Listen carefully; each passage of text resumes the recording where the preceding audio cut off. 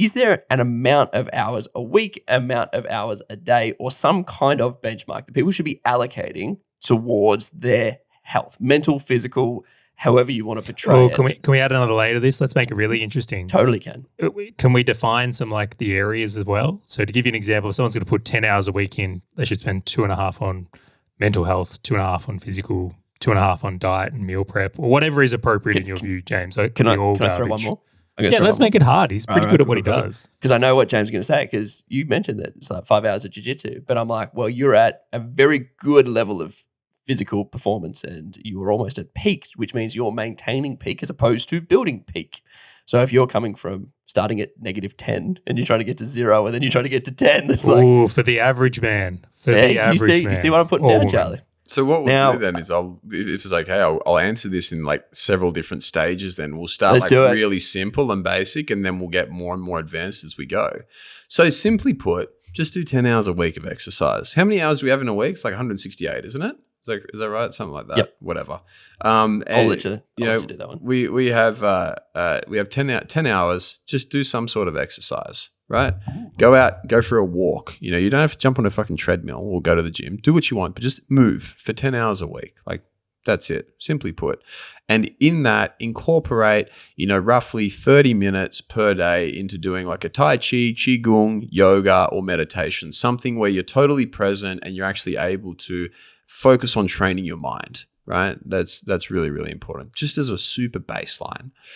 Next thing after that, in terms of where you started. So obviously, I was a pro bodybuilder back in the day. So I was training 6 hours plus per day. My whole life was bodybuilding. That's everything that I did.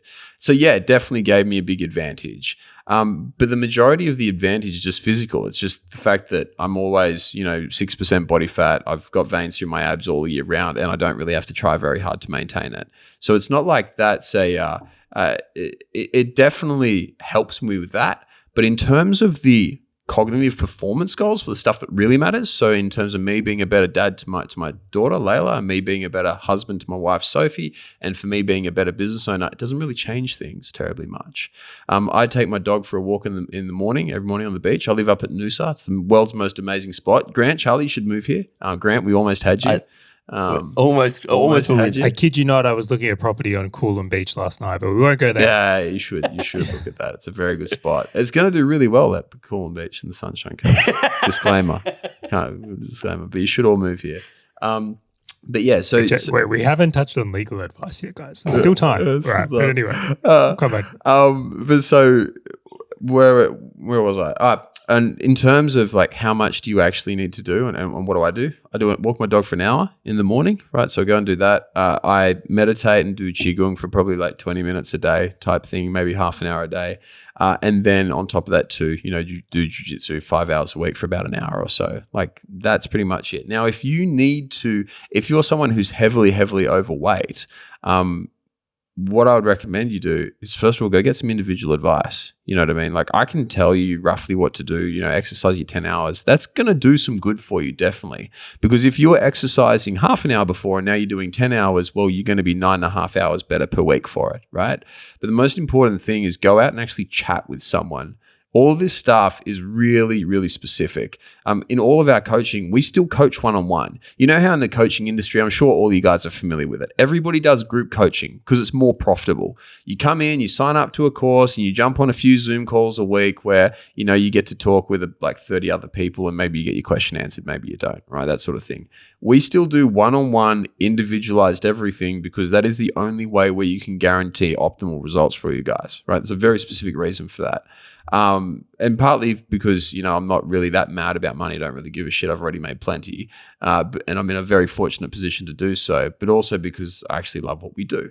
And so with that, it's really important that you go and you talk with somebody that you trust, that you like, that you think knows their stuff, and you listen to them, you get a plan for them, right? So if you're not at optimal health, that's what you need to do.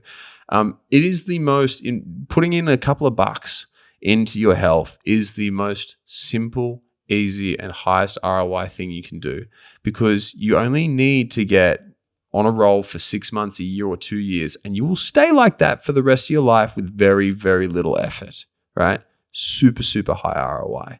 And in terms of like, as we're getting more and more specific, if you're already an elite athlete and you're already performing at a super high level, you may not need to put in, if you're looking to, and by the way, if the goal is for you to optimize your health for your business, for your ability to make money, and for your ability to provide for your family, if that's the goal, if you're already an elite athlete, you may want to start putting more time into training your mind. Actually, anyone should probably do that. Training your mind is incredibly important. So when it comes to the nervous system and the mind, they're practically the same thing. The mind, the soul, the whatever you want to call it, right? Your chakras, like it's all part of the nervous system stuff that I talk about.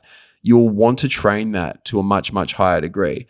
For example, Charlie met me back in the day, and Grant met me too, when I was what you would probably say a little erratic at times, and a little excitable, where I would do things on a whim and, not necessarily think about the consequences of such, the second order consequences, and so on and so forth.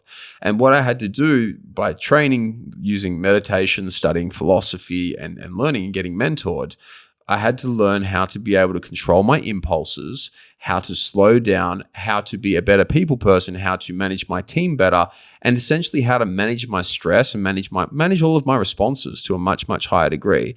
It's probably one of the most crucial areas of health. And I'll tell you why. Because as soon as you start managing your responses to stress, as soon as you start managing your responses to stimuli and changing the way that you think so that you become a higher level person, you'll immediately look better. You'll immediately start losing weight. You'll immediately, be able to lead your team to a higher level. You'll immediately connect with your partner on a much, much deeper level. Your hormones will start getting better. As soon as you start training your mind, your whole body will follow. So it's really, really important that we don't neglect that. Really important.